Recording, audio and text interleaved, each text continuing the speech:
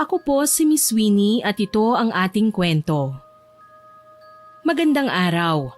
Ako po si Vanji, 25 anyos sa kasalukuyan. Ang kwentong ibabahagi ko sa inyo ay nangyari noong ako'y 23 anyos pa lamang. Nasa middle class man kami nabibilang ay mag-isa naman kaming binubuhay ng aking ama. Dagsa pa rin ang gastusin at may malaki kaming utang sa bangko. Ito ang isa sa mga dahilan kung bakit ginusto ng aking papa ang magnakaw. Sumimple lang kayo, nak. Mauna kayo sa labas at may gagawin pa ako. Go pa! Alam ko na kung ano yan. Support ako sa'yo. Ate, pati ba naman ikaw kukonsintihin ang ginagawa ni Papa? Alam mo, Vanji, napakaingay mo. Mamaya niyan mahuli pa si Papa eh. Halika nga dito. Let's go! Bakit po ba kasi kailangan pang gawin ni Papa yan, te? Hindi ba pwedeng asahan na lang niya ang sweldo niya? Paano kapag nahuli siya? Gaga, nag-iisip ka ba? Alam mo namang hindi sapat sa mga kapritsyo natin ang sweldo ni Papa. Kakainin lang yun ang konsumo natin. Alalahanin mo, nag-aaral ka pa. Oo, graduating ka. Pero marami pang gagastusin hanggang sa makapagtapos ka. Bakit kasi hindi mo ko gayahin? Oh, tignan mo. Para na rin akong mayaman dahil sa mga alahas na suot ko. Ikaw para kang muchacha. Ang yabang mo talaga kahit kailan, ate. Marami namang paraan, hindi ba? Kung tutulungan lang natin si Papa, magtrabaho din tayo. Tigilan mo nga ako dyan sa kaartihan mo, ah. Marami nang gumagawa ng ganito sa ngayon. Hindi mo na kailangang magpakabait dahil mahirap ang buhay. Aanhin natin ang kabutihan kung mukha naman tayong palaboy. Hinila ako ni ate palabas ng lugar na yon.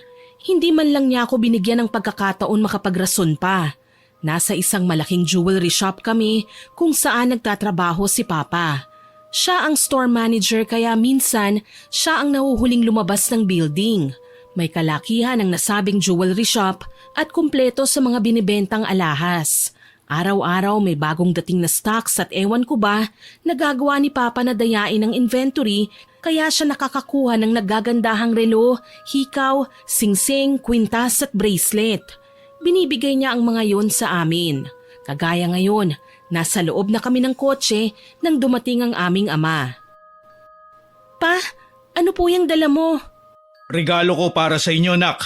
Heto, isukat mo. Babagay sa iyo yung relo na yan. Aba, may parelo ka pa ha? Paano naman ako pa? Huwag kang mag-alala, anak. May regalo din naman ako para sa iyo. Heto, kwintas na may mga diamante. Wow, mukhang mamahalin to pa. Thank you po. Ipapakita ko na naman to sa aking live stream mamaya.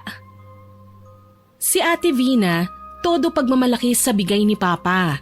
Hindi man lang siya nakakaramdam ng takot na baka may nakakita na sa aming ama o di kaya matuklasan ng may-ari na nabawasan ng mga alahas sa shelves. Ako naman ay mahiyain at matatakutin, kaya hindi ko magawang ipagmalaki ang mga bagay na binibigay niya sa akin. Hanggat maaari nga, tinatago ko na lang ang lahat ng bigay niya dahil ayokong maging dahilan pa yun ng problema. Bilang isang estudyante, halos hindi pa ako nakaka-move on sa pambubuli sa akin ng mga kilalang anak ng politiko na schoolmates ko sa university.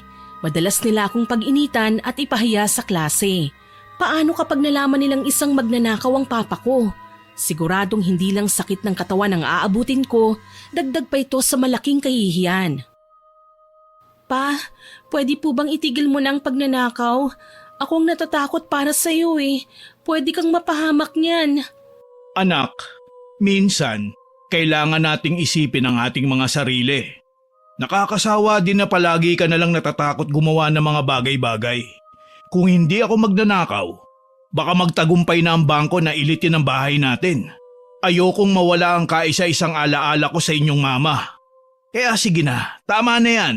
Umalis na tayo. Ang dami mo pa kasing arte, Vanji. Puro katakot, masama, konsensya. Ay, pwede ba? For once maging selfish ka naman?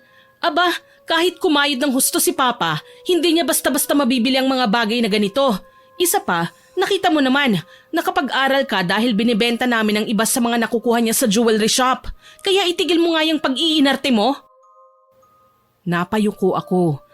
Alam ko naman na karamihan sa perang ipinambabayad ko sa universidad ay galing sa benta nila ate sa ninakaw ng mga alahas ni Papa. Pero hindi talaga maalis sa akin ang mag-alala. Kaya naman kinabukasan, nakipag-usap ako sa aking boyfriend na si Carl. Love, ano bang dapat kong gawin? Natatakot na ako eh. Ayokong dumating ang araw na sa kulungan pupulutin ng ate at papa ko. Sige pa rin ba sa pagnanakaw ang papa mo hanggang ngayon? Oo eh.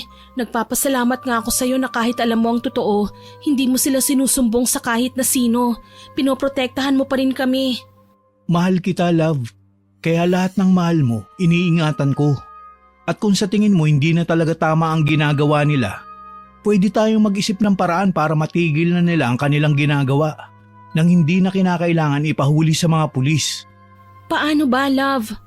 Kakausapin ko si Lola Selma. Sa mga sitwasyong ganito, alam niya kung ano ang gagawin. Talaga ba? Ano bang gagawin ng lola mo? Hindi ako sure kung gusto mo siya makilala eh. Pero ano, gusto mo bang turuan ng leksyon ng ate at papa mo? Oo, ayoko nang gumawa sila ng mga kalokohan eh. Para kasi sa akin kahit pa may naitulong naman sa amin ang bawat halaga ng mga alahas na yon, iba pa rin kung nakuha namin ang mga yun sa maayos na paraan. Kung ganun, sumama ka sa akin. Magpaalam ka sa papa mo. Magbakasyon tayo sa probinsya namin ng mga 2 araw. Huwebes naman ngayon, di ba? Bukas ng hapon, pwede tayong umuwi kina Lola. Oo naman, pero okay lang ba sa'yo na magpaalam muna ako kina Papa? Alam kong hindi siya mahigpit sa aming magkapatid dahil hinahayaan niya lang naman kami na gawin ang lahat ng gusto naming gawin. Pero gusto ko rin kasing magpaalam sa kanya para alam niya kung saan ako pupunta. Ang bait mong anak, love. Kaya nga sa'yo ko eh. Natawa ako sa tinura ni Carl. Hanggang ngayon pakiramdam ko nasa ligawan stage pa rin kami. Totoo po ang sinabi ko na hindi mahigpit sa amin si Papa, Miss Winnie. Kaya nga ako nagka-boyfriend dahil pumayag siya. At alam kong papayagan niya ako na sumama kay Carl pa uwi sa probinsya nila. Pagka-uwi ko sa bahay noong hapon, naabutan ko si ate na inihahanda na ang kanyang cellphone. Mukhang gagawa na naman ng panibagong content ang kapatid ko dahil bihis na bihis siya at tadtad ng makukulay na makeup ang muka. Nakahilera naman sa harapan ng mesang pinaglalagyan ng cellphone ang iilan sa mga alahas na binigay sa kanya ni Papa. Ate, anong ginagawa mo? Vanji, tanga-tangahan lang ang peg. Malamang nagva-vlog ako. Alam ko ate, ang ibig kong sabihin, bakit nakadisplay ang mga alahas na binigay sa'yo ni Papa? Tapos na akong magmayabang sa mga friends ko sa mga alahas na ito eh. Kaya naman ibinebenta ko na online para kumita. Diyos ko ate, hindi ka ba natatakot? Baka may makakilala sa mga alahas na yan. Huwag kang ampraning, Vanji. Hindi lang naman ako ang may mga ganitong jewelries ah. Malamang may kaparehong design din ang mga ito, no? Tsaka wag mo nga akong pakialaman. Pero ate, alam mo, imbis na istorbohin mo ko, ang mabuti pa, kunin mo na lang din yung mga binigay sa'yo ni Papa nang mapagkakitaan na natin. Nasapok ko ang aking ulo dahil sa sinabi ng aking kapatid. Hindi ko nga magawang ipagmalaki ang mga alahas na meron ako tapos ibebenta pa niya. Hoy gaga, nakatunganga ka na naman sa harap ng kamera ko. Lumayas ka na nga dyan, istorbo. Sorry ate. Taranta kong wika tsaka umalis kagad sa likuran niya. Ilang sandali pa, nakita ko nang nagsisimula na sa pagsasalita si ate sa harap ng kamera. Hello mga kikays! Welcome to my Presyosa Jewelries online bilihan. Pasok-pasok mga suki! For today's video, mga pre-love items na naman ang pagpipilian nyo para i-mine. Take note, mura lang, for as low as 5,000 depende sa design, carats at sa classification ng jewelries natin. Kung gusto nyong maging kagaya ko na maging beautiful, sexy at mayaman, magandang investment to para sa future nyo mga kikays. Ako na talagang natatakot sa ginagawa ng kapatid ko. Kahit ang pananalita niya nagtutunog mayabang na. Sambit ko sa sarili ko at tumalikod na lang tsaka nagtungo sa kusina. Habang nakaupo sa upuan at nakatitig sa cellphone kong nasa dining table, inalala ko kung kailan nagsimula ang bisyo ni Papa na magnakaw ng mga alahas sa store na pinagtatrabahuhan niya. 2 years ago yun, nang mamatay si Mama sa atake sa puso dahil nalulong si Papa sa sugal. Hindi niya ikinatuwa nang malaman niyang nagkautang si Papa sa bangko at ginawang collateral ang bahay namin. Sinisi ni Papa ang sarili at dinala ang konsensya hanggang sa mapagtanto niyang kaya niyang gumawa ng paraan para mabayaran ang utang. Nagsimula siya sa pagkupit ng kita sa kaha hanggang sa maisipan niyang pakialaman ang inventory ng sa gayon madaya niya at makakuha ng mga alahas. Halos 2 taon niya ring ginagawa yun.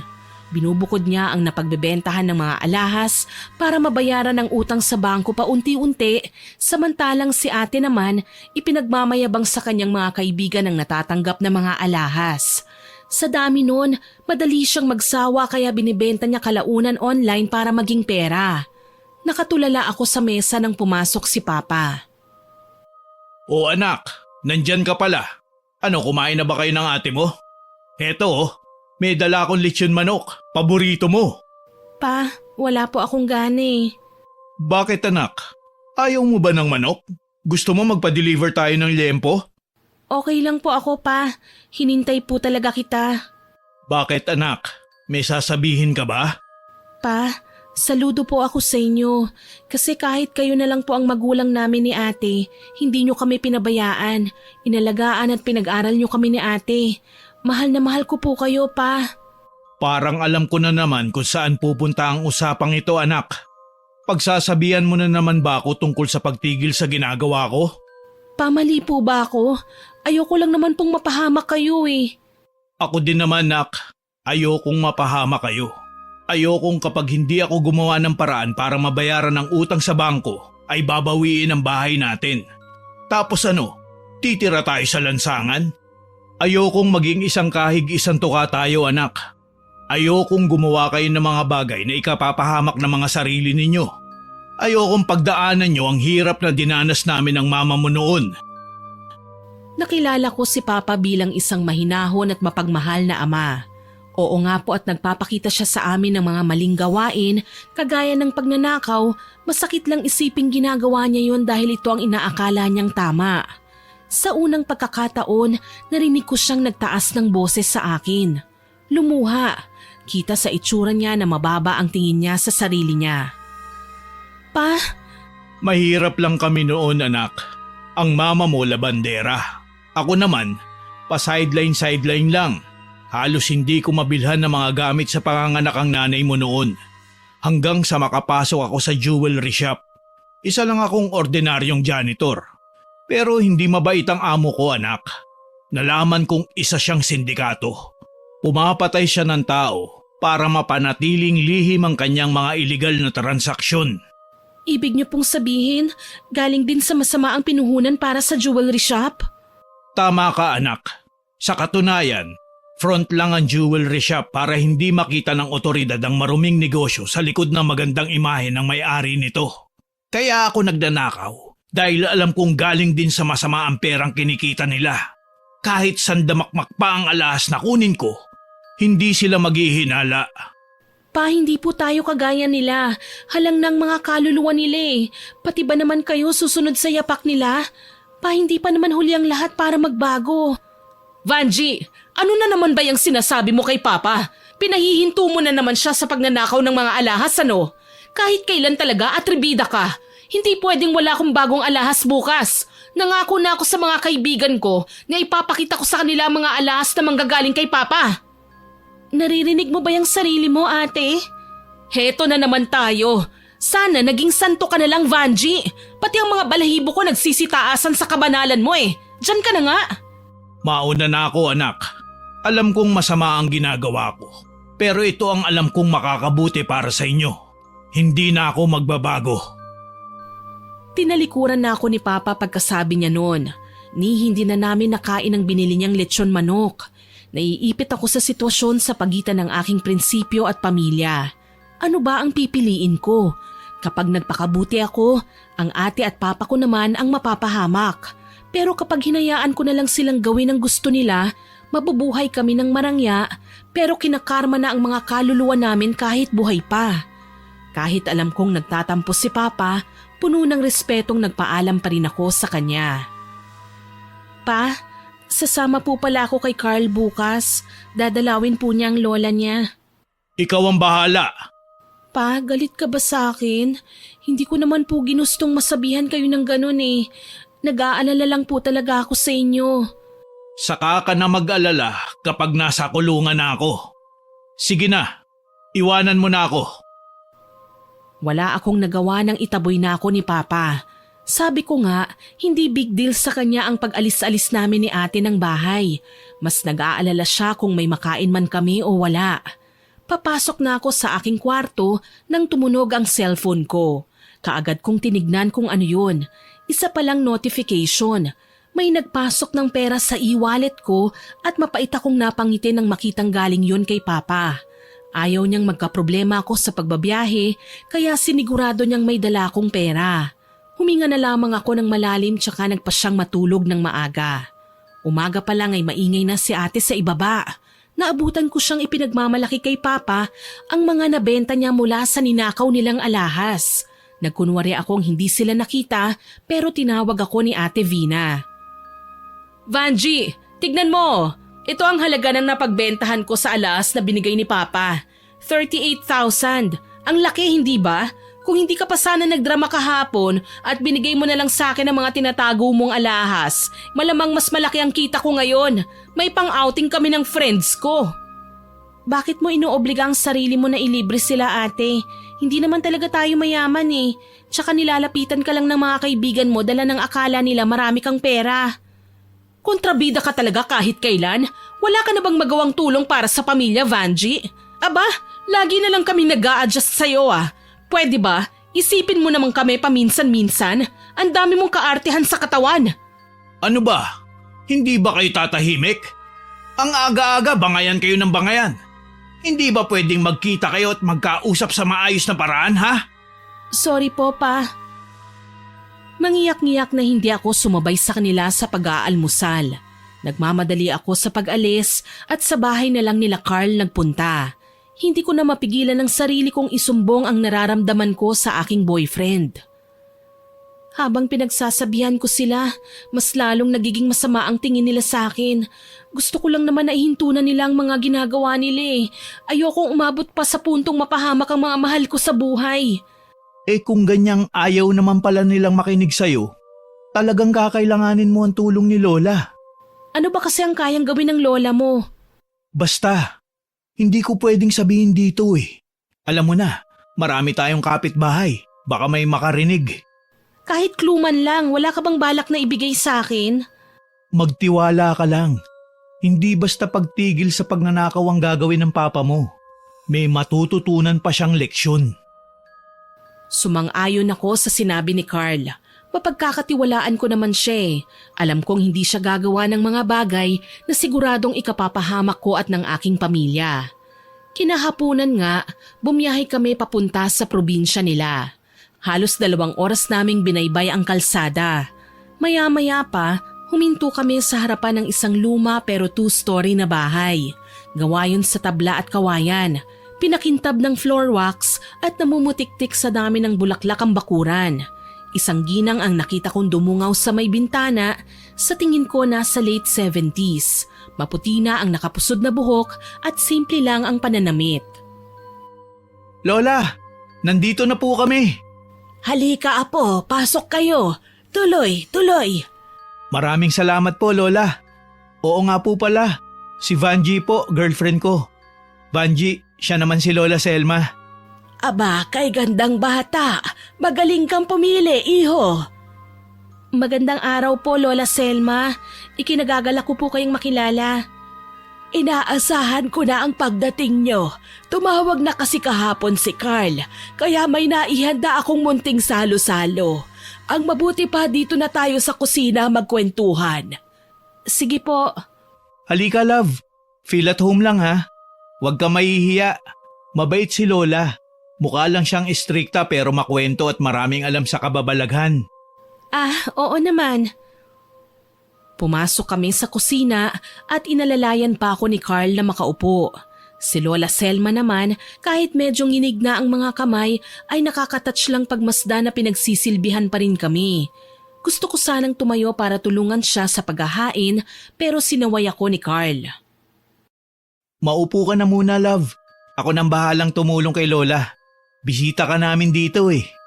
Ayos lang naman yun, love. Maliit na bagay. Basta, hayaan mo na lang ako, okay? Pinagmasdan ko silang inilatag sa mesa ang mga handa nila.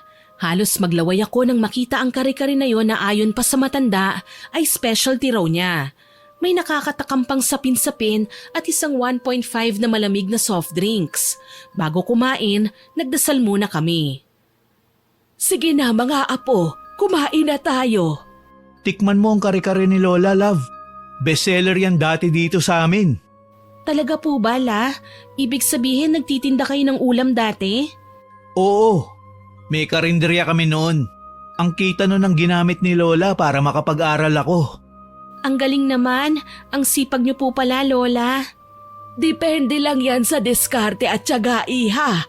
Ang mahalaga, marangal ang ginagawa natin at siguradong hindi nakakapahamak sa kapwa.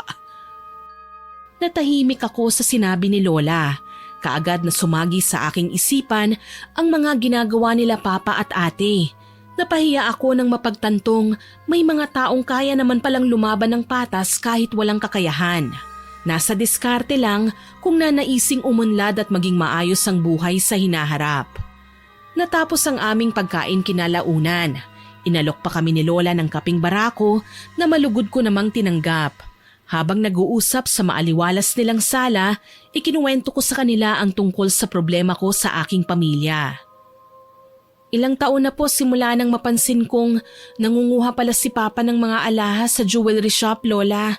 Binibigay niya sa amin ni ate ang mga iba habang ang iba naman ibinibenta niya at binabayad sa utang namin sa bangko. Hindi mo ba siya sinubukang kausapin, Apo? O pigilan man lang sa ginagawa niya? Maraming beses ko na pong ginawa yun, Lola eh. Kaso lang dinadaan ako ni Papa sa konsensya. Kesyo galing naman daw sa masama ang ninanakaw niya. Dumagdag pa si ate sa problema ko kasi kinukonsinti niya si Papa. Mahirap nga ang sitwasyon na yan, Apo. Ang mga taong sarado ang isip ay hindi basta-basta nakikinig sa payo ng kahit na sino. Lola, naikwento ko po kay Vanji ang tungkol sa kakayahan niyong mangulam. Apo, kabilin-bilinan ko sa'yo na wala kang ibang pagsasabihan tungkol sa lihim kong yan. Lola, huwag po kayong mag-alala. Mapagkakatiwalaan naman po ako eh. Kahit kailan hindi ko po ipagsasabi ang mga nalalaman ko. Kailangan ko lang po talagang gawin ito para matigil na ang pamilya ko sa ginagawa nila. Ayoko lang kasing dumating ang panahon na sila din ang mapapahamak dahil sa ginagawa nila eh. Ayokong makita silang nakakulong sa bilangguan o pinapatawan ng parusa dahil sa nagawa nilang kasalanan. Lola, matagal na tong problema ni Vanji. Ayaw niya na magnakaw ang kanyang amay. Baka naman po pwede niyo siyang tulungan. Huminga ng malalim si Lola Selma. Kita ko sa mukha niya ang pagnanais na tulungan ako kaya kahit papaano, ine-expect ko na ang isasagot niya. Bueno, papahayag ako, pero hindi sa araw na ito, iha. Kailangan mong bumalik sa araw ng Martes. Ngayon kasi Biyernes sana kaso lang may ginagawa akong importante na hindi ko pwedeng ipagpabukas. Ayos lang po yun, Lola. Pwede naman po akong bumalik anytime. Kung ganon, iho, Apo, ipasyal mo na lang muna ang nobya mo sa talon. Maligo kayo doon, magpalamig ha. Mukha kasing mabigat ang dinadala niya. Alam kong masakit para sa kanya ang pinagdadaanan niya at kailangan niya ang suporta mo at pagmamahal. Gagawin ko po, Lola. Ikaw naman, iha, magpakatatag ka ha. Hindi lahat ng nangyayari sa iyo ngayon ay puro kamalasan. Palagi mong tatandaan yan. Huwag kang mag-alala. Gagaan din ang bigat na iyong dinadala sa paglipas ng panahon. Maraming salamat po, Lola. Dinala ako ni Carl sa sinasabi nilang falls. Kahit papaano gumaan naman ang pakiramdam ko. Buti na lang talaga palagi akong handa sa mga pagkakataong ganito. May baon akong swimsuit, kaya naman ilang sandali pa'y masaya na kaming nagtatampisaw ng boyfriend ko sa malamig na tubig. Ang ganda pala dito, no? Tapos ang daming ibon. Ibang-iba talaga sa city na kahit ang hangin hindi na natin malanghap ng maayos. Amoy usok na kasi at laganap na ang polusyon. Kung may mga magagandang environmental view naman, puro mga man-made na. Hindi lubos ang kasiyahan natin kapag nagpupunta doon. Iba talaga dito.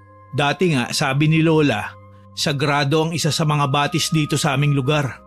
Walang sino man ang nakakapunta maliban sa mga manggagamot at albularyo. Ginagamit daw kasing paliguan ng mga diwatang nagbibigay sa kanila ng kakayahang gumamot. Bakit? Hindi na ba ito sagrado ngayon? Nang minsan magkaroon ng engkwentro sa bayan, sa batis na yun nagtatakbo ang mga rebelde. Naabutan sila ng mga sundalo at dun pinagpapatay. Bumaha ang dugo at nagkulay pula ang tubig. Mula nun, wala na nagpapakitang diwata. Natakot sila sa karahasang ipinakita ng mga tao. Nakakatakot naman. Buti walang nagmumulto, no? Hindi ko alam sa ngayon. Pinagbawalan kasi ko ni Lola na magpunta dun eh. Sabi niya, lahat ng napapagawi ngayon sa batis na yun ay sinasapian ng masamang elemento. Kaya dito na lang niya tayo itinuro. Tumango ako sa mga ikinuwento ni Carl. Hindi ko maiwasang makarelate sa sinabi niya sa nangyayari sa pamilya ko. Kung paanong noong nabubuhay pa kami ay sagrado sa amin ang paggawa ng kabutihan, ngayon naman ay kabaligtaran. Kung makapagnakaw kasi si Papa, lantaran na.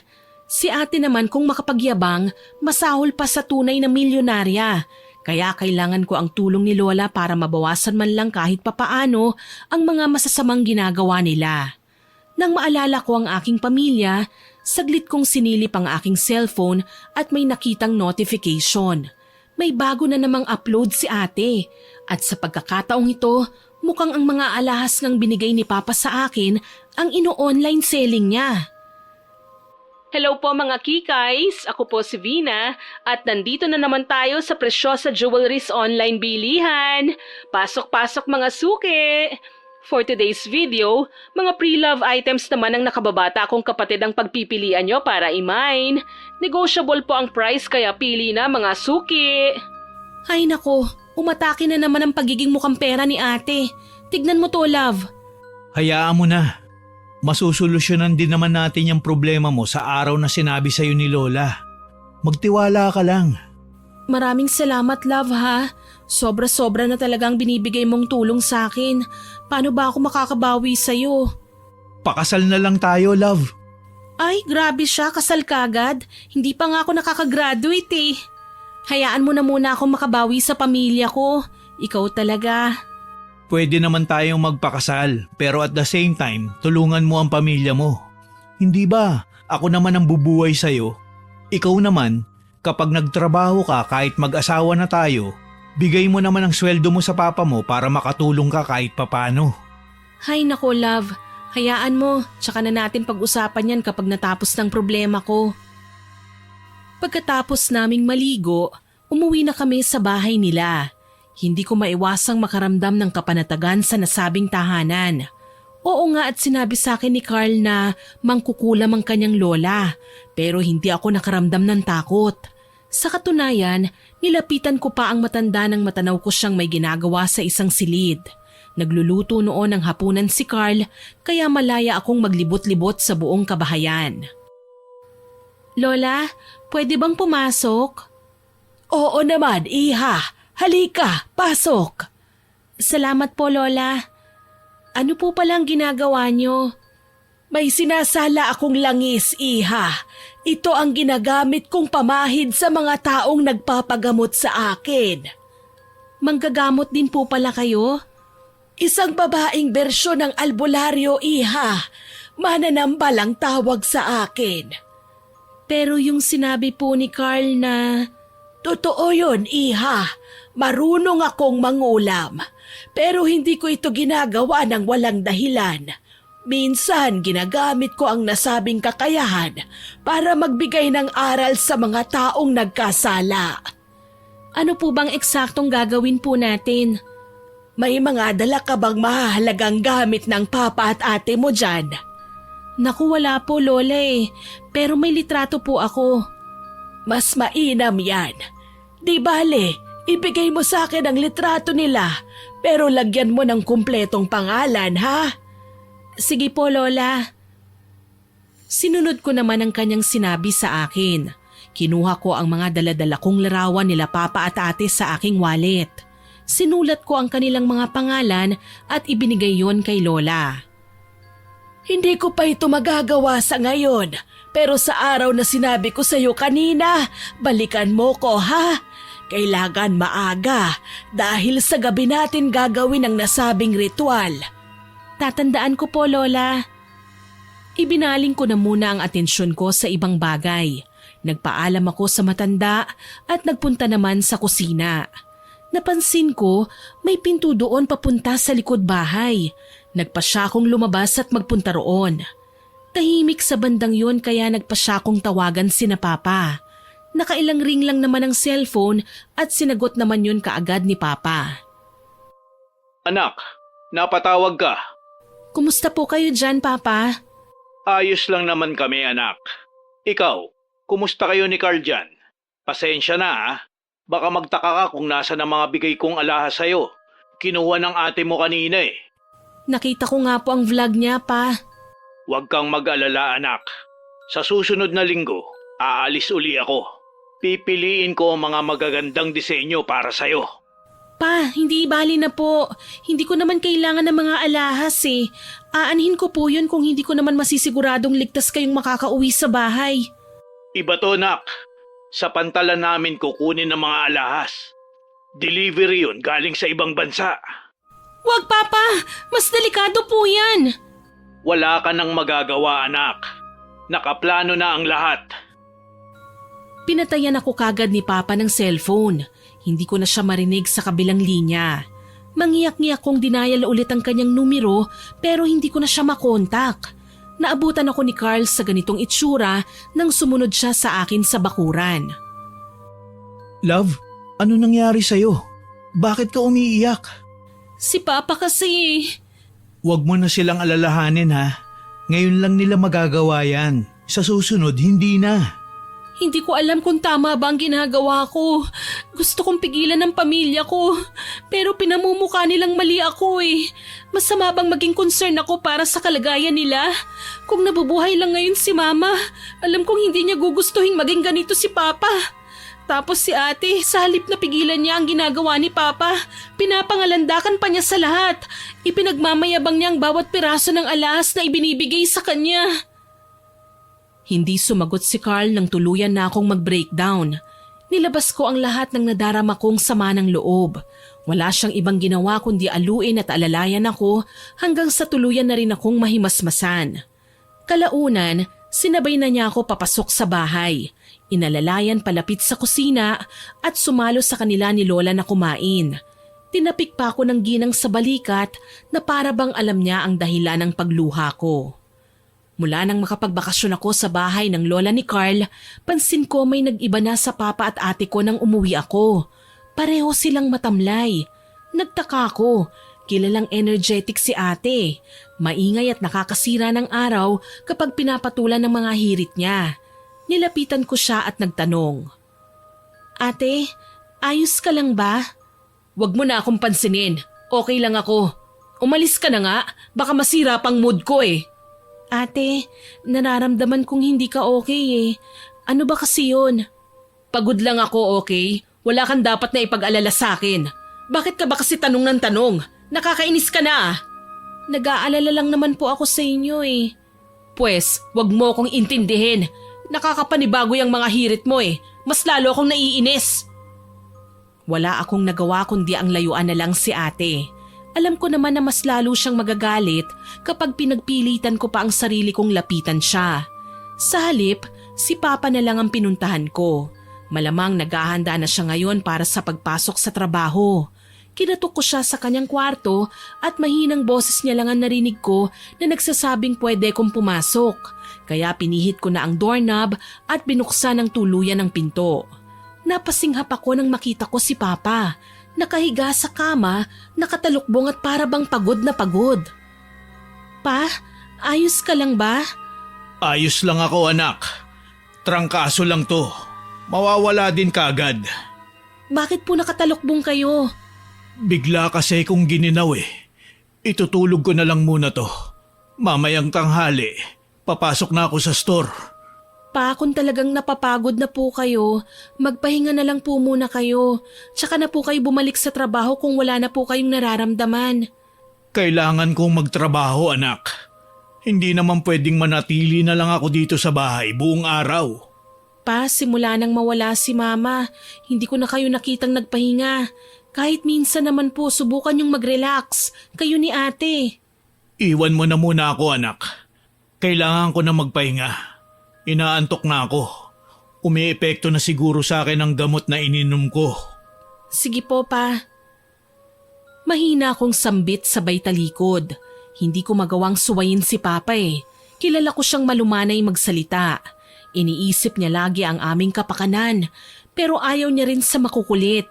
Ilang beses lang siyang dapat alukin at talagang pagagalitan niya ang sinuman kapag pinilit ang gusto. Pumasok ako sa eskwelahan ng araw na yon. Napakunot ako habang napapansin ng mga pinagkakabisihan ng aking mga kaklase sa kani-kanilang cellphone. Namutla ako nang makitang isa sa mga uploads na video ni ate. Halos namay na ang lahat ng alahas at ready for shipping na. Pero isa sa mga minors ang nagtanong kung saan tindahan ba nabibili ang mga alahas ni ate dahil halos kapareho yun ng mga tinda sa isang kilalang store na walang iba kundi ang jewelry shop na pinagtatrabahuhan ni Papa. Dahil sa nakita, tinawagan ko kagad si Carl. Hindi naman nagtagal at sumagot kagad ang lalaki. Love, magkita tayo please. Kailangan kitang makausap. Oo naman.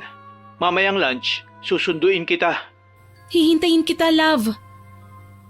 Matyaga nga akong naghintay sa pagdating ni Carl sa harapan ng aming school. Sa katunayan, nauna ako sa may waiting shed dahil desperada na talaga akong makausap siya. Nang dumating nga ang lalaki, hindi na ako nagpaligoy-ligoy pa. Love? Martes na bukas, hindi ba? Oo. Puntahan na natin si Lola. Hindi ko na matagalan pa ang mga bagay na nalaman ko eh. Kailangan ko na silang bigyan ng leksyon. Sige, sasamahan kita. Pero kailangan ko muna magpaalam kina Mama. Salamat, love. Inihatid muna ako ni Carl pauwi sa aming bahay. Naabutan ko si ate na bihis na naman at mukhang paalis. Halatang mamahali ng kanyang suot. Siguro galing sa napagbentahan niya ng mga nakaw na alahas. Ate, saan ka pupunta? Gagala, malamang. Alam mo, Vanji, imbis na problemahin mo ko, bakit hindi mo asikasuhin ang sarili mo? Mukha kang stress to. Alam mo ba yun? Ilang araw na lang mukha ka nang mas matanda kesa sa akin. Grabe ka naman sa akin, ate. Concern lang naman ako sa inyo eh. Alin? Ang ipagsabi mo sa boyfriend mo na nagnanakaw ng alahas si Papa, imbis na pagtakpan siya? Wow, ang bait mo ring anak ano? Lalong ang bait mo ring kapatid. Ipinapahiya mo na kami. Akala mo hindi ko nalalaman? Madalas kitang makitang kausap ang boyfriend mo sa phone. Gaga, huwag ka masyadong magtitiwala. Anong malay mo? Pinapaasa ka lang yan tapos sasaktan ka lang pala. Hindi totoo yan, ate. Mahal ako ni Carl. Mahal? Sigurado ka? Kung talagang mahal ka niya, hindi ka niya hahayaang sirain ang relasyon mo sa amin ng pamilya mo. Wala siyang kinalaman sa pagkakasira natin, ate. Kayo nila Papa ang gumagawa ng mga bagay na ikapapahamak nyo. Ang masakit lang sa tuwing may mga pagkakamali kayo, ibinibintang nyo kagad sa iba. Napasinghap ako nang lumagapak ang malakas na sampal ni ate sa aking pisngi. Hindi makapaniwalang napatingin ako sa kanya. Alam kong may pagkamaldita si ate pero kahit kailan, hindi niya ako napagbuhatan ng kamay. Mukhang nabigla naman sa nagawa niya si ate. Kita ko yun sa kanyang mga mata pero hindi niya pinili pang indahin ang ginawa niya sa akin. Sa halip, taas noo pa siyang tinignan ako. Kasalanan mo kung bakit kita nasaktan. Kailangan ba talagang humantong sa ganito, ate? Na magkakasakitan tayo bago niyo pa mapagtantong mali ang ginagawa niyo? Wala kang alam sa tunay na dahilan kung bakit ko kinukonsinti si Papa na magnakaw ng mga alahas. Wala kang alam kung bakit nagyayabang ako sa harapan ng mga kaibigan o kahit sa mga kakilala mo sa eskwelahan. Wala kang alam kung bakit ako gumagawa ng mga bagay na mali sa paningin mo. Kaya pwede ba, kung wala kang masasabi o maitutulong sa amin ni Papa, lubayan mo na ako. Humakbang pa si ate at marahas akong itinulak na ikinahiga ko sa sahig. Mabagal akong bumangon nang makita siyang naglakad palayo. Masakit man ang likod ko dala ng pagkakabagsak pero hindi nito kayang tapatan ang sakit na nararamdaman ng puso ko. Hindi na talaga pwede ang ginagawa nila. Kailangan ko na silang pigilan. Ni hindi na ako nagpaalam kina Papa nang sumama ako kay Carl papunta sa probinsya. Kagaya ng una, natanaw namin si Lola Selma na nakaabang sa may bintana ng kanyang bahay. Bumaba kami ng sinasakyan namin at magkatulong na binitbit ang aming mga biniling pasalubong. Nauna akong nagmano, kasunod naman si Carl. Mano po, Lola Selma. Kaawaan ka ng Diyos, Apo. Lola, nandito po ako dahil… Alam ko na ang sadya mo, Iha. Paano? Sige pa rin sila sa ginagawa. Hindi na po sila nakikinig sa akin eh. Kung ganon, sige, pagbibigyan kita sa pakiusap mo. Pero sigurado ka na ba talaga dyan sa desisyon mo? Ang pagkulam ay hindi laro na pwede mo na lang basta bawiin kapag ayaw mo na, Iha. Isa itong ritual na may simula at may katapusan. Depende na lang sa tinamaan kung may natutunan ba siya o wala sa mga naging karanasan niya. Wala naman po akong ibang choice eh. Kailangan na po nilang matuto. Kung ganon, tatagan mo ang loob mo. Sa mga susunod na araw, hindi mo magugustuhan ang makikita mong mangyayari sa papa at ate mo. Mahinahong wika sa akin ni Lola.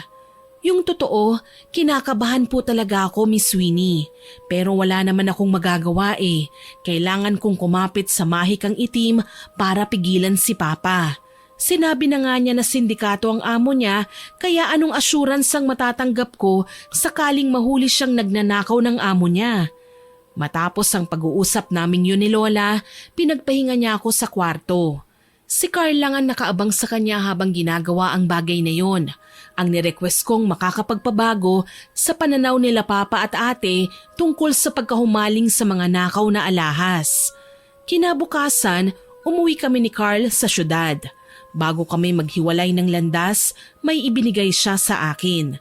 Isang singsing at isang pares ng hikaw. Purong ginto ang mga yon. Maganda at nakakasilaw isuot. Love, sabi ni Lola, ilagay mo ito sa mga gamit ng ate at papa mo. Hindi nila mababaliwala ang mga alahas na yan dahil mangingibabaw ang kinang yan sa karamihan. Ano bang meron dito, love? Si Lola lang ang nakakaalam. Basta wag na wag ka magbibigay sa kanila ng kahit katiting na clue na alam mo ang tungkol dito, ha? Oo naman, tsaka wala talaga akong balak sabihin sa kanila to, no? Minsan na akong sinakta ni ate. Baka mamaya tamaan ulit ako sa kanya. Ayoko nang maulit ang ginawa niya sa akin. Talaga? Nagawa yun ng ate mo? Masakit man aminin pero oo, nagawa niya yun. Kaya nga ayoko nang magtanong sa kanya ng kung ano-ano eh. Tumango si Carl at niyakap na lang niya ako. Ramdam ko ang pagdamay niya sa bigat ng nararamdaman ko. Kahit papaano, naging maayos naman ang pakiramdam ko. Pagsapit ng hapon, una akong dumating sa bahay. Wala pa si ate o si papa. Mukhang gagabihin sila ngayon kaya ako nang nagluto ng hapunan sa kusina. Sinarapan ko ang luto sa adobo para siguradong mapapasabak sa kainan ng aking ate at papa. Pareho nilang paborito ang adobo kaya alam kong pati ang huling piraso ay pag-aagawan nila. Nang maayos ko na ang hapagkainan, napatingin ako sa orasan. Pasado 7:00 na. Huminga ako ng malalim at nagsimulang maglakad papunta sa ikalawang palapag ng bahay. Diretso sa kwarto ni Papa. Walang pagdadalawang isip na nilagay ko ang singsing sa bedside table niya. Pagkatapos, lumabas na ako at nagpunta naman sa kwarto ni ate. Tinumbok ko kagad ang jewelry box niya at ipinatong sa loob ang pares ng hikaw.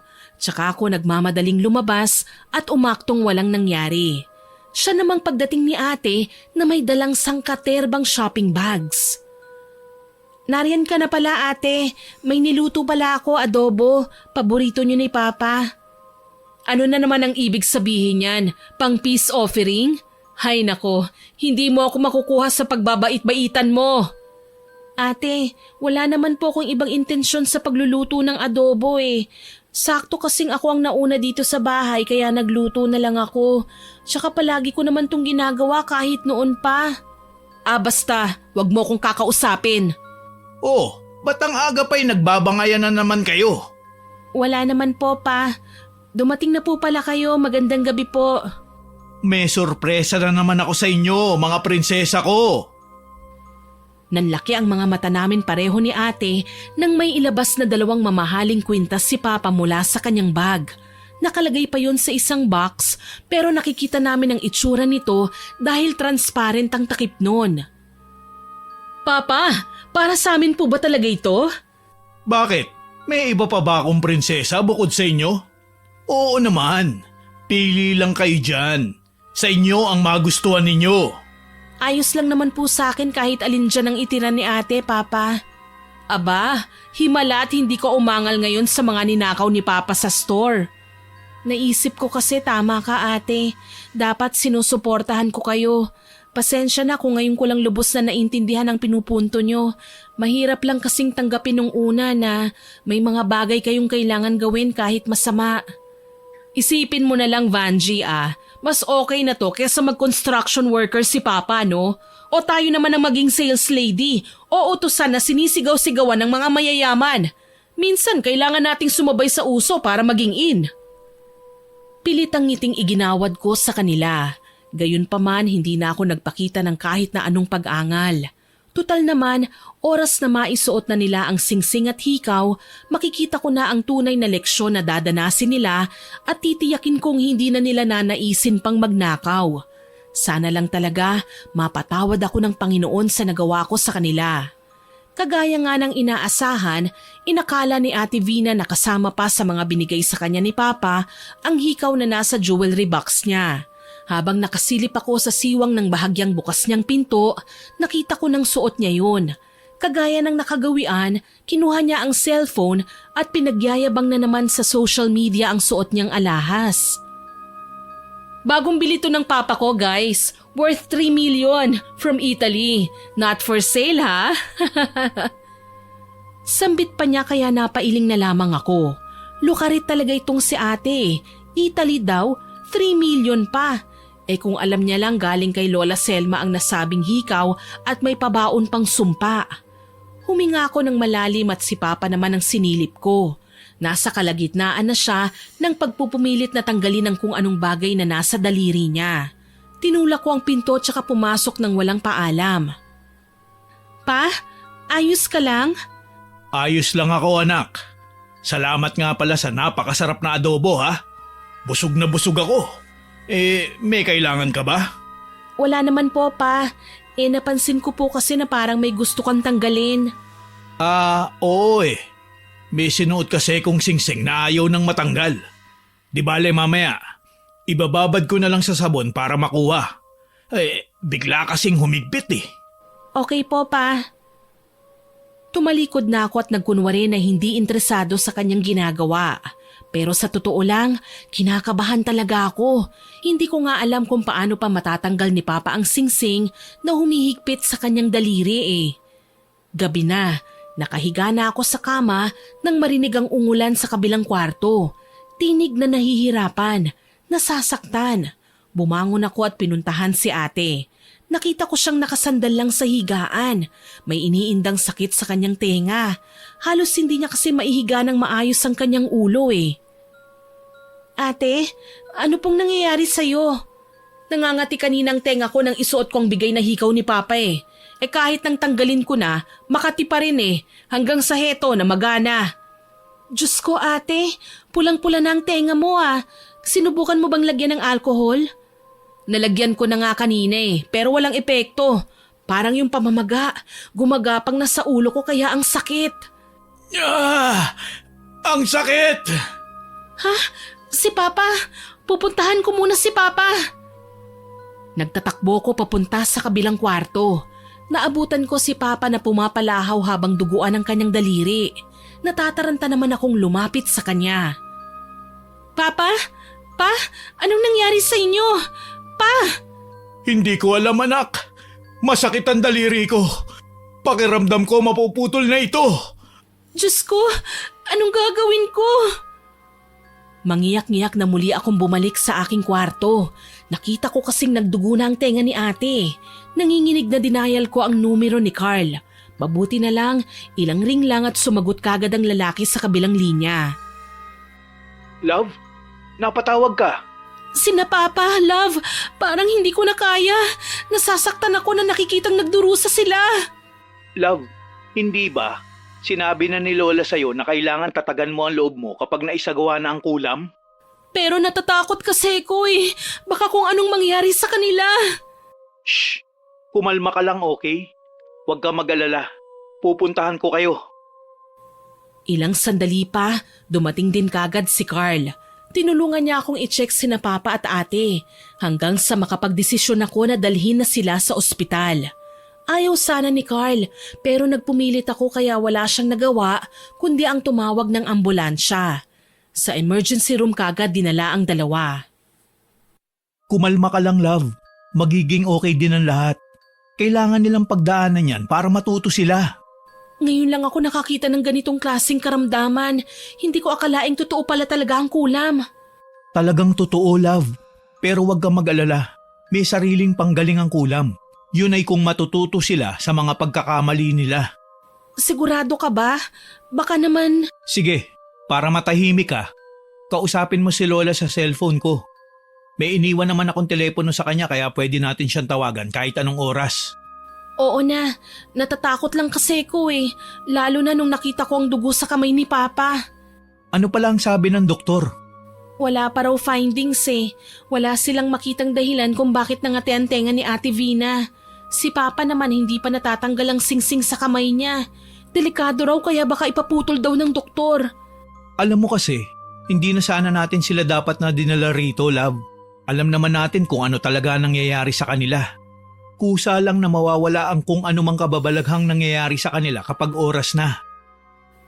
Hindi ko kagad nasagot ang tinuran sa akin ni Carl. Alam ko naman na may pinag-usapan kami ng lola niya. Pero hindi ko akalaing mas nakakatakot palang tignan ng ganitong sitwasyon ng personal. Parang biglaan. Gayunpaman, inuuwi namin sina Ate at Papa sa bahay.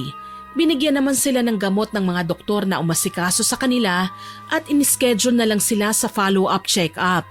Mabuti na lang, tila ba nakinig din ng mga karamdaman nila sa ininom nilang gamot. Papa, kamusta na po ang pakiramdam niyo?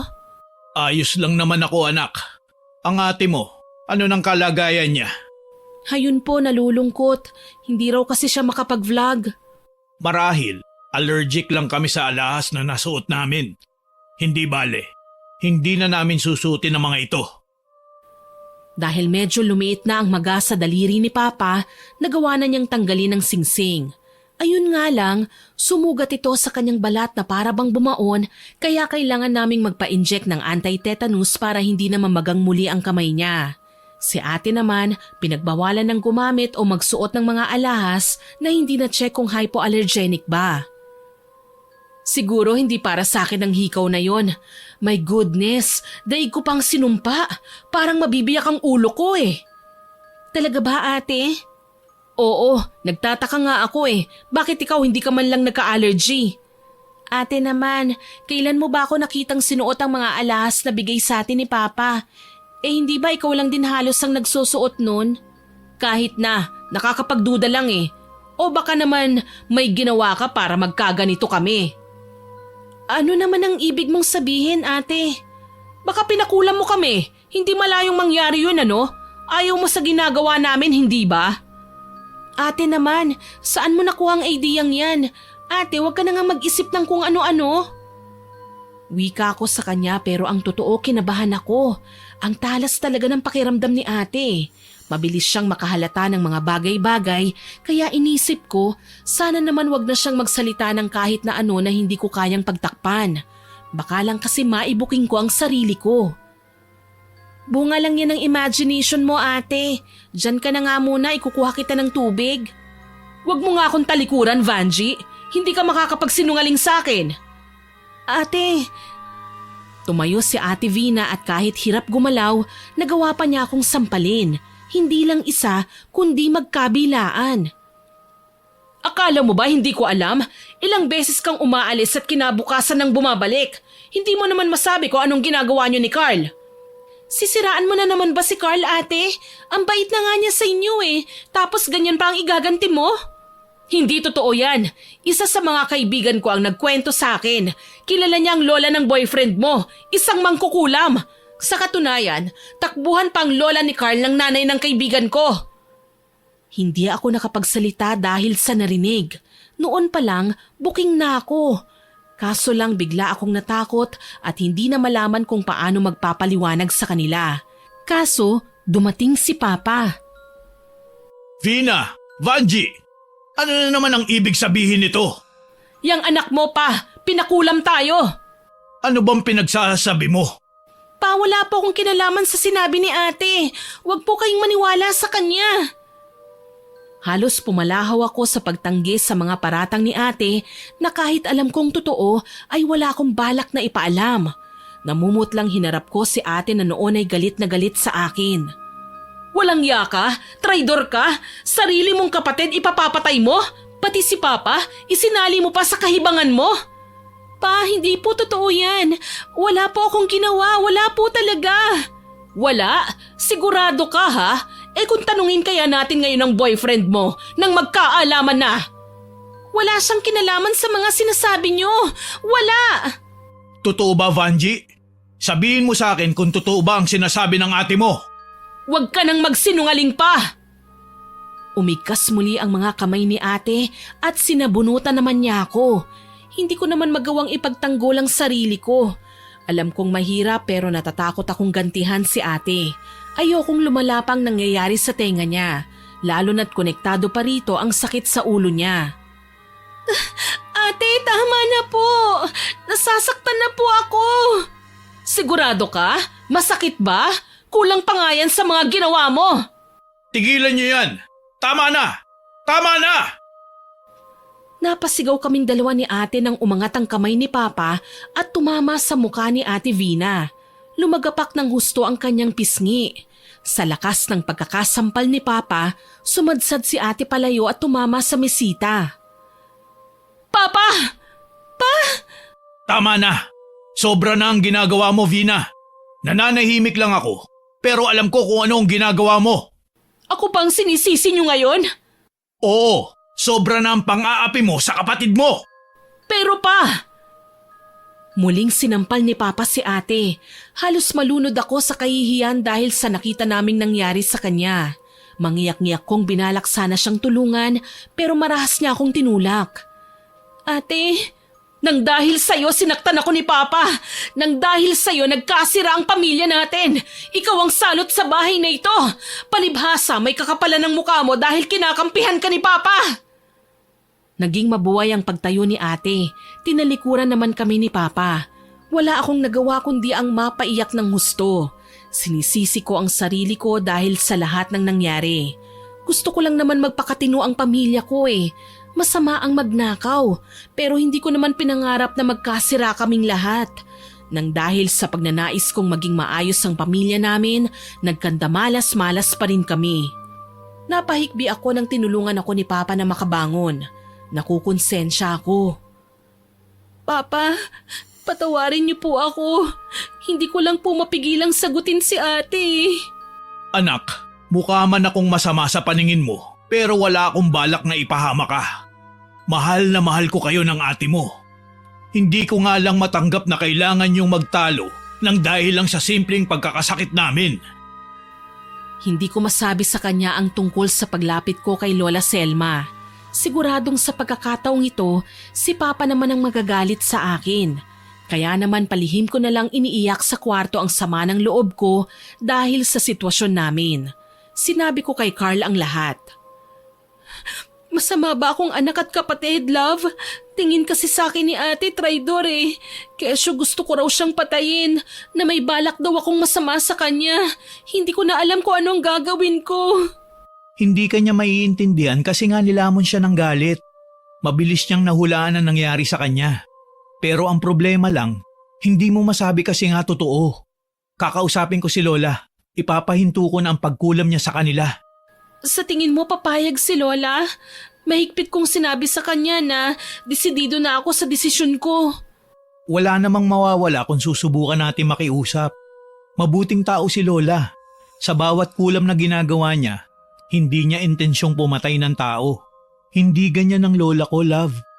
Wala naman akong sinasabing ganun, love. Huwag ka naman magsalita sa akin ng ganyan. Ikaw na nga lang ang kakampi ko eh. Tapos ngayon mawawalan ka pa ng tiwala sa akin. Ayoko naman na sa ganito lang magtatapos ang pag-uusap natin ah. Pakiusap ko kay Carl. Salamat na lang nakinig siya sa akin. Kahit papaano hindi niya ako iniwan. Kampante akong malaman na may balikat pa rin akong masasandalan. Pagka-uwi ko sa bahay, todo kaba ako nang malamang aalis na naman si Papa. Nakahanda na ang mga gamit niya. Maging si ate na kailan lang ay nasampal na ni Papa, bihis na bihis at mukhang sasama din sa kanya. Papa, saan po kayo pupunta? Hindi lang ako anak, tayong tatlo. Ngayong araw darating ang mga delivery ng alahas mula sa kliyente ng amo ko galing abroad. Ako ang nakatukang sasalubong pero habang inihahatid ko ang mga alahas sa store, ang ate mo naman ang pagkakatiwalaan ko sa inventory. Nagkaayos na kayo ni Papa, ate? Bakit? Akala mo ba habang buhay na kaming hindi mag-uusap ni Papa? Anak niya ako. Natural na lalapit ako sa kanya at hihingi ng tawad kahit ikaw ang may kasalanan. Nagsisimula na naman kayo. Pwede ba? Itigil nyo na yan? Alam mo kasi mahal kong kapatid, nagkasundo kami ni Papa na pagkatapos magawa ang kailangan naming gawin sa mga kukunin naming alahas, pupunta tayo sa albularyo. Papatunayan mo ang sarili mo kung gaano kakalinis. Patutunayan mo na wala kang kasalanan. Nakaramdam ako ng takot dahil sa kanyang sinabi. Pupunta kami sa albularyo. Kapag nangyari yon, magsasagawa ng pagtatawas at malamang lilitaw na ako ang salarin kung bakit sila nagkasakit. Wala naman akong magawa dahil mas lalong makakahalata si ate kapag tumanggi akong sumama. Halos gusto nang sumabog ang ulo ko sa dami ng alalahanin. Habang papalapit kami ng papalapit sa may pantalan, panay naman ang tawag ko sa lahat ng santo at santa. Ate, mapapahamak po tayo kapag kumuha kayo ulit ni tatay ng alahas. Tama na po, itigil na natin ito. Malapit na tayo anak. Ayoko nang umatras. Ngayon pa na marami ang makukuha natin. Siguradong magiging milyonaryo na tayo. Pa! Pwede ba, Vanji? Tumahimik ka nga sa kakangawa. Ang arte-arte mo eh. Lihim akong napaiyak. Hanggang sa dumating kami sa pantalan, wala akong nagawa. Marami-rami ang kinuha ni Papa at dito ako mas natatakot. Siguradong hindi lang mawawanted si Papa kapag nagreklamo ang amo niya. Malamang ipapatay pa kaming tatlo. Dumiretso kami sa albularyo pagkatapos naming makuha ang mga alahas. Si ate, kahit medyo magapa ang tenga, hindi pinansin ang pananakit nito.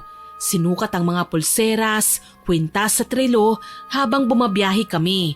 Panay pa ang pagyayabang niya sa mga kaibigan niya sa social media na kesyo nasa ibang bansa raw kami at nagliliwaliw habang namimili ng mga alahas.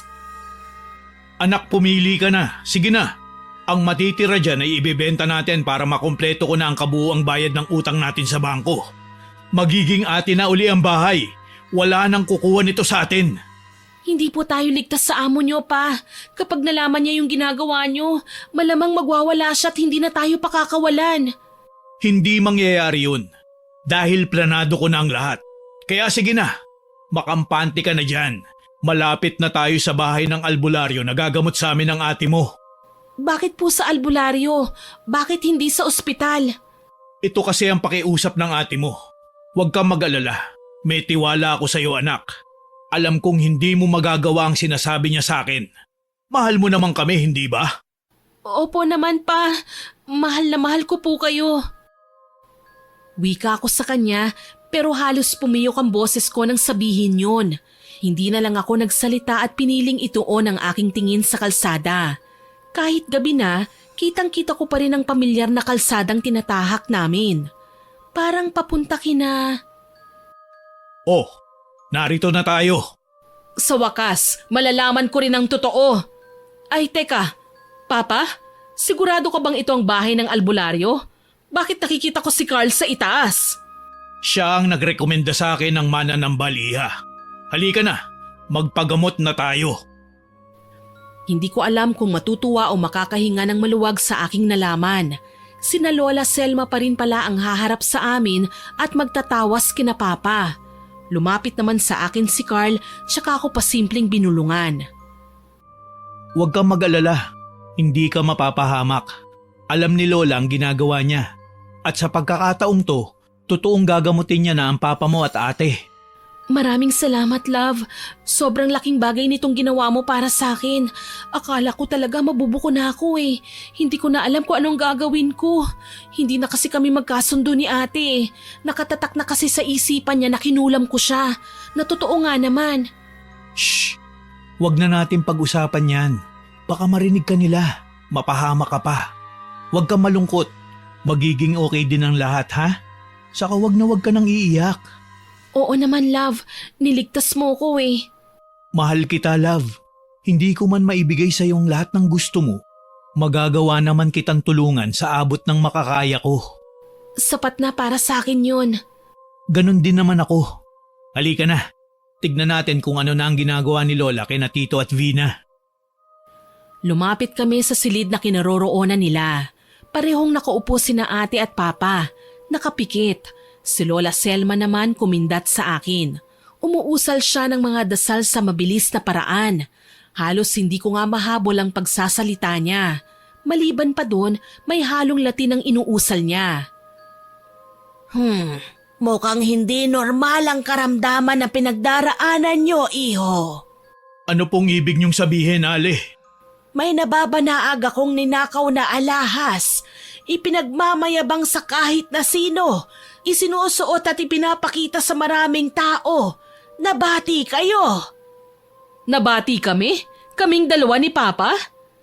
Oo, nabati kayo. May mga nilalang at elemento ng karma na nakabuntot sa lahat ng masasamang gawain. Hindi sila naniningil sa aktwal na paggawa ng kasalanan, kundi sa mga panahong nakakaramdam na sila ng konsensya. Naglakad-lakad si Lola at kinuha ang pausukan. May nakatambak ng baga doon at binuhusan niya ng insenso. Tinapat niya ang makapal na usok kina Papa at ate, para bang may tinataboy na masamang espiritu. Ano hong gagawin namin ngayon? Pasensya na, iho, pero kailangan niyong mangumpisal. Ano? Para din naman ito sa kalayaan niyo sa masamang karma. Kaya kailangan niyong sabihin sa akin ang totoo at tanging katotohanan lamang. Kumibot-kibot ang labi ni Papa. Alam kong nahihirapan siyang sabihin ang totoo. Maliban pa doon, nakakahiya naman talaga kung tutuusin. Kahit sinong magulang, ayaw ipagkalat ang lahat ng iligal nilang ginagawa, mabuhay lang ang kanilang mga anak. Pero sa labis kong gulat, nagsimulang magsalita si Papa. Nalulung ako sa sugal noon. Nilustay ko ang ipon naming mag-asawa. Ginamit at ginastos ko sa mga walang kwentang bagay. Nagawa ko pang isanla ang bahay at lupa namin sa bangko hanggang sa hindi na kinaya ng misis ko ang matinding sama ng loob. Inatake siya sa puso. Ang mga pinaghirapan namin, inubos ko noon sa sugal. At sumama ng gusto ang loob sa akin ng asawa ko dahil pareho kaming nanggaling sa hirap. Ito ang dahilan kung bakit siya namatay. Papa! Sinisisi ko ang sarili ko. Kaya naman ako naghanap ng trabaho. Hindi naging madali ang buhay para sa akin. Hanggang sa maging janitor ako sa jewelry store ng amo ko ngayon. Magpatuloy ka. Nakikinig ako. Nagsumikap ako hanggang sa kalaunan. Tinaas niya ang posisyon ko. Dito ko na lamang hindi lang siya simpleng negosyante. Isa siyang sindikato. Ang mga alahas na binibenta niya, galing sa kita niya sa pagdideliver ng mga iligal na armas. Nagsilbing front lang ang alahas para hindi makwestiyon ang isa pa niyang negosyo. Alam mo naman palang masama ang amo mo. Bakit nagtagal ka pa sa kanya? Kapag hindi ako nag-isip ng paraan, pwedeng mailit ang bahay at lupa namin. Ayokong mawala ang kaisa-isang alaala na iniwan sa akin ng aking asawa. Kaya naman tinatagan ko ang sikmura ko at nagnakaw. Gumaya ka nga sa amo mo. Kaso nga lang siya naman ang pinagnakawan mo. Nasaksihan ko kung ilang beses siyang pumatay ng tao. Para sa kanya, laruan lang ang mga kagaya natin. Kaya naman naisip ko, bakit hindi ko na lang samantalahin ng pagkakataon na makakuha ko ng mula sa kinikita niya nang hindi niya napapansin. Papa, hindi mo po kailangang sisihin ang sarili mo sa pagkawala ni Mama. Alam ko anak, pero bata pa lang si Vanji, nagkasakit na siya ng malubha. Kinailangan kong mag-isip ng paraan para gumaling siya. Alam mo naman ang sitwasyon ng kapatid mo, hindi ba? Kaya nga po tumutulong ako sa inyo, hindi ba? Totoong pinagyayabang ko ang mga bigay niyong alahas sa social media. Pero ginawa ko lang naman yon para lubayan si Vanji ng mga bullies na nanakit sa kanya noon.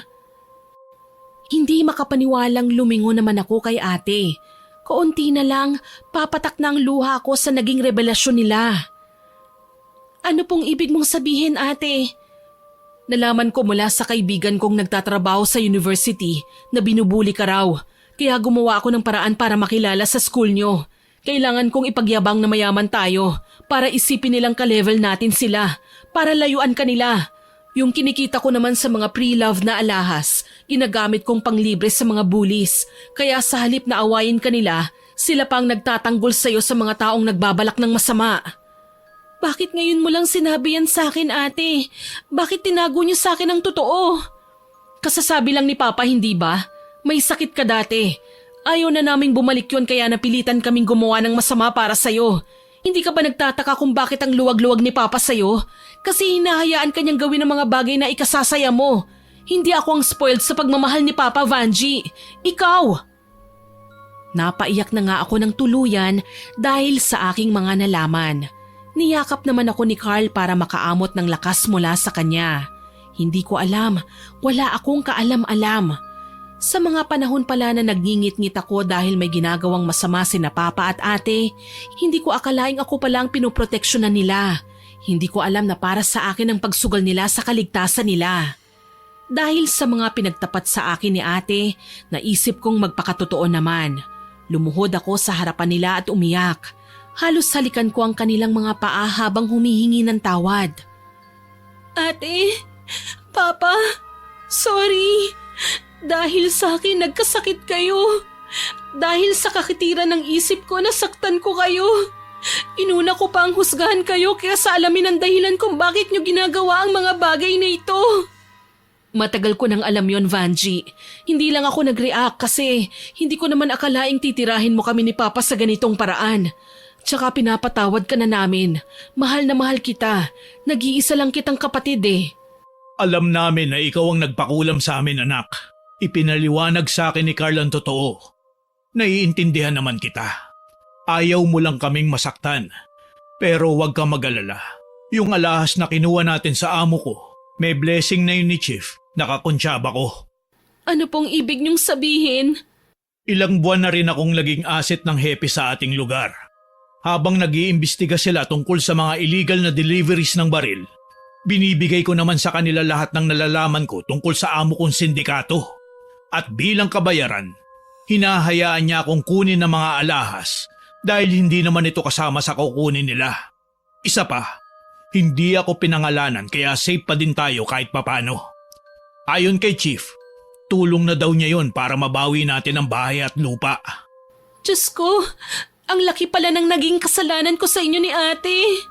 Kalimutan mo na yon. Sorry din at halos lamunin kita sa galit noong nag-away tayo. Tinawag mo akong mayabang eh. Mayabang ka rin naman kasi ate. Pero buti na lang talaga at hindi kayo tuluyang nagpalamon sa kasamaan. Nabawi ko na ang bahay at lupa natin, mga anak. Titigil na ako sa ginagawa ko. Isa pa, ayoko maputulan ng daliri. Napakasakit pa naman ang ginawa mo. Oh, kita nyo na. Dapat kasi nag-uusap-usap kayong magkakamag-anak bago kayo nagtitirahan. Ikaw, Gary, huwag puro awa sa anak na kahit gumagawa ka na ng masama, ayos lang basta mapakain mo sila. Mali yun. Ikaw naman, Vina, itigil mo na yung kaka-vlog mo. Aba kung aliw na aliw ka, maa-addict ka sa kapopost ng content mong yan. At ikaw naman, Vanji, magpakasal na kayo ng apo ko at gusto ko na ring makakarga ng apo.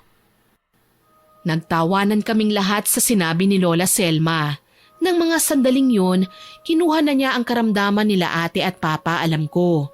Sadyang tinuruan lang niya ng leksyon sina papa at ate, maging ako, para mas maging mabuti pang tao.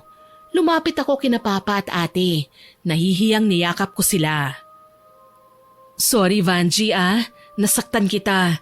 Nabigla lang si ate. Hindi ko naman talaga gustong saktan ka eh. Kaso lang nalaman ko ang ginawa mo. Kaya nanggigil ako noon. Bakit kasi nagawa mo akong ipakulam eh? Pasensya na po kayo sa nagawa namin ni Vina. Si Vanji naman kasi masyado nag-alala sa inyo. Natatakot na baka raw makulong kayo. Hindi na namin uulitin ang mga pagkakamaling ginawa namin. Natutunan na namin ang leksyon. Maraming salamat naman. Kahit papaano, gumaan ang loob ko sa naging takbo ng pag-uusap namin nila Papa. Sa katunayan, nang bumalik kami sa syudad ay ipinakilala niya kami sa naging kaibigan niyang hepe at nagpasalamat. Minwestrahan pa kaming wag nang mag-iingay tungkol sa kinuha ni Papa na alahas. Alam naman niyang kailangan daw namin yun. Tuluyan nang naipakulong ang sindikatong amo ni Papa. Naembargo ang lahat ng iligal niyang produkto at pinarangalan pa ang aking ama. Hindi man niya naisoli sa akto ang mga alahas na nakuha niya sa jewelry shop ay ginamit naman niya yon sa mas maayos na paraan. Nagtayo kami ng negosyo, nag-ipon, nagtulong-tulong kami nila ate na mapalaguyon at unti-unting ibalik ang mga ninakaw namin. Literal na ginawa na namin ang tama at mabuti. Alam kong hindi pa naman namin makukumpleto ang mga yun sa ngayon, pero balang araw, maibabalik din namin ang lahat ng walang labis at walang kulang. Ikinasal kami ni Carl pagkalipas ng 1 taon. Tinutuo nga niya ang plano namin. Hindi namin pinabayaan ang aking papa at ate. Sobrang proud ako sa inyong dalawa anak. Naging masama man akong ama, hindi niyo ako tinalikuran. Sinuportahan niyo pa rin ako hanggang dulo. Mahal na mahal ka po namin, Papa. Tsaka katuwang niyo po kami sa hirap at ginhawa. Higit sa lahat, sumbungan po namin kayo sa lahat ng nagawa naming kalokohan. Si ate talaga, oo. Ikaw talaga? Mababait kaya tayo. Ang bilis mo namang maniwala eh. Paano naman ako? 3 anak na ako ni Papa ngayon ah. Kasi kasal na kami ng bunso niyang prinsesa. Ano ba, love? Nakakahiya ka ah? Baka nakakalimutan nyo, narito pa rin ako. Binabantayan ko ang bawat kilos nyo, Humagalpak na naman kami ng tawa ng aking minamahal na pamilya. Alam kong mas magiging maayos at matatag pa ang aming magiging kinabukasan dahil nagsisilbi silang gabay para kami ay maging mabuting tao, may takot sa Diyos at may respeto sa kapwa. Sa ngayon maayos ang takbo ng aming convenience store at cafe. May mga suki kaming natatandaan ko na pabalik-balik. Kahit papaano, nakakapag-ipon kami maliban sa aming kinikita sa pagtatrabaho. Plano naming maglagay ng panibagong branch sa kabilang bayan dahil nakahiligan na ni ate na mag-bake. Si Papa naman nasa bahay. Napagkatuwaan niyang mag-alaga ng mga manok na kinakatay naman sa kanyang barbecue stall. Nasa iisang bubong pa rin kami at walang balak na maghiwalay sa hirap at ginhawa. Tanging dasal ko lang manatili na sa amin ang pagmamahalan at pag-iintindi sa isa't isa. Naging aral sa akin ang lahat ng nangyari sa buhay ko, partikular na sa pagiging mapanghusga kahit hindi pa natin alam ang tunay na kwento. Buti na lang talaga nariyan kayo ni Lola, no love? Binigyan niyo ng linaw ang kaguluhan sa aming pamilya. Siyempre naman. Mahal kita eh. Mahal ka rin ni Lola. Kaya niya nagawang mangkulam para sa'yo. Akala ko puro kasamaan lang ang nagagawa ng kulam eh. Minsan kailangan din palang gumamit ng ganito para matuto ang mga tao, ano? Tama ka. Pero pakiusap lang, love. Wag na wag kang magpa-practice na mangkulam ha. Depende. Pero pag-iisipan ko, basta wag kang mambababae ah. Loyal ako sa'yo no. Takot ko lang kaya kay Lola. Talaga, katakutan mo kaya si Lola? Dati na talaga akong takot kay Lola. Kung alam mo lang, ayoko ngang nagsisinungaling sa kanya eh. Alam niya kaagad kapag ginagawa ko yun. Ibig sabihin marunong manghula si Lola? Oo, at sigurado kapag may nalaman siya tungkol sa akin, sa'yo siya unang-unang magsusumbong. At mahigpit akong niyakap ng aking asawa. Alam ko naman na ako lang ang mahal niya eh. Ilang beses na rin niya itong pinatunayan. Mula sa pagdamay sa akin sa mga problema, pagtulong sa mga panahong kailangan ko siya, at sa pagmamahal niya sa aking pamilya.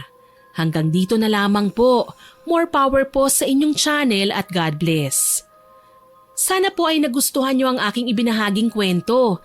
Pero bago ko po tapusin ito, hindi makukumpleto ng walang shoutout sa masusugid nating listeners. Shoutout po kay It's Me Scorpio, kay Maraya at sa Castro family, kay Resel Galope, kay Jamaica Loresco Lopez, kay Jack Abella na nag-comment sa Dalagang Inggitera upload. Ang sabi po niya, huwag kang maiinggit sa friend mo, dapat nga maging proud ka. Tama po yun kasi kung kaibigan mo talaga yon parang kapatid na ang turing mo at hindi ka iinggitan. Salamat po sa pagko-comment, Jack. Shoutout din po kay Sir Ernesto Esparza, kay Maria Teresa Balsacao at kay Nat Saga. Hello din po kay Judith Fajardo, kay Aiza Mendoza at sa mga kaibigan niyang nakikinig sa atin sa Saudi Arabia. Hello po sa inyo dyan. Shoutout din po kay Ma'am Vilma Lonsaga, kay Kathy Alfonso, kay RJ Florano na birthday po ngayong September 23. Happy birthday po, sir! Hello din po kay Juvie Vergara, sa Galedo family, kay Ma'am Elizabeth Dunca, kay Ma'am Celestina Sigua, kay Irish Lisay at sa Granado family, sa Lisay at Mendez family from Sorsogon. Happy listening po sa inyo dyan. Shoutout din po kay Sandra Ilarde at sa Trio Store from Tuguegarao City, kay Ma'am Kimberly Espanola na nag-comment din po sa Dalagang Inggitera upload. Salamat po ma'am sa pagko-comment ninyo.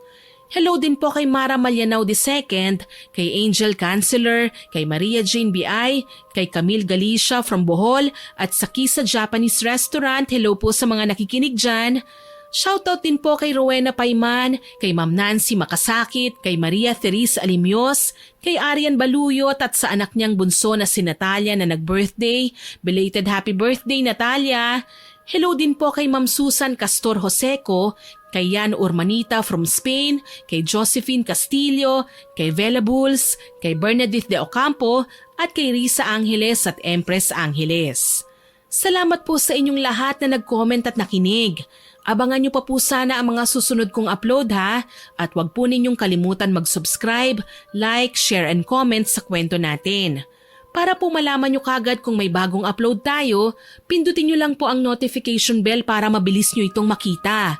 Aasahan ko pa rin po ang inyong suporta ha. Muli, ako po si Miss Winnie na nagpapasalamat sa inyong pakikinig.